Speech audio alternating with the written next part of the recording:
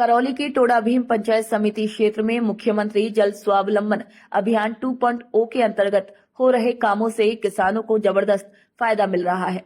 पहले farm pond केवल नादौती क्षेत्र में ही बनाए जा रहे थे, लेकिन जिले के अन्य क्षेत्रों में भी किसान रुचि दिखाने लगे हैं।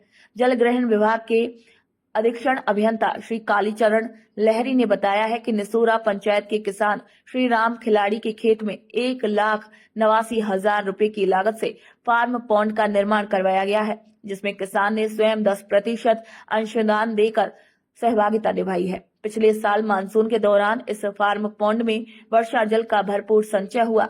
इसका लाभ उठाते हुए श्री राम खिलाड़ी ने लगभग 2 बीघा भूमि में सरसों की खेती की, जिससे उन्हें लगभग 50,000 रुपए का सीधा लाभ हुआ।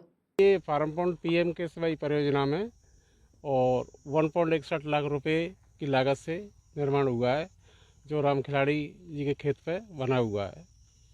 और मुख्यमंत्री जल स्वावलंबन अभियान द्वितीय चरण के अंदर भी कई कार्य न फार्म पॉन्ड के प्रस्तावित किए गए हैं, जिनकी अभी तकनीकी स्वीकृतियाँ निकाली जाएंगी और इस मानसून के बाद में वो कार्य कराए जाएंगे। सर, देखने में आया कि ज़्यादातर फार्म पॉन्ड नादौती क्षेत्र में बनते थे, पहली बार टोडा भीम साइड में बन रहे हैं। क्या फ़ायदा इससे किसानों को हो रहा है?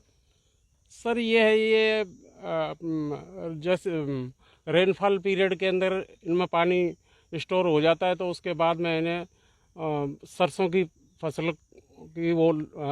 फसल है उसमें पानी दे देते हैं और गेहूं की फसल में भी पानी की पिलाई हो जाती है। बाकी फिर ट्यूबवेल्स के द्वारा इनको वापस फिलअप करके है ना 3 से 4 वो सिंचाई है वो खेतों में कर लेते हैं। प्रधानमंत्री जल स्वावलंबन योजना के तहत वाटर सेट के जरिए बनवाया गया है।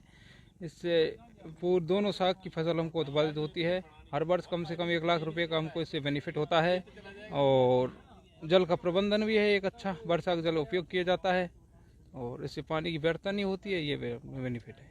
तुम्हें इससे फ़ायदा हो रहा है, दूसरे लोगों को सलाह देंगे? बिल्कुल, दूसरे लोगों को प्रेरित करने चाहिए कि आपने खेत पर जल स्वावलंबन योजना के तहत ये फार्म पॉन्ड बनवाएं।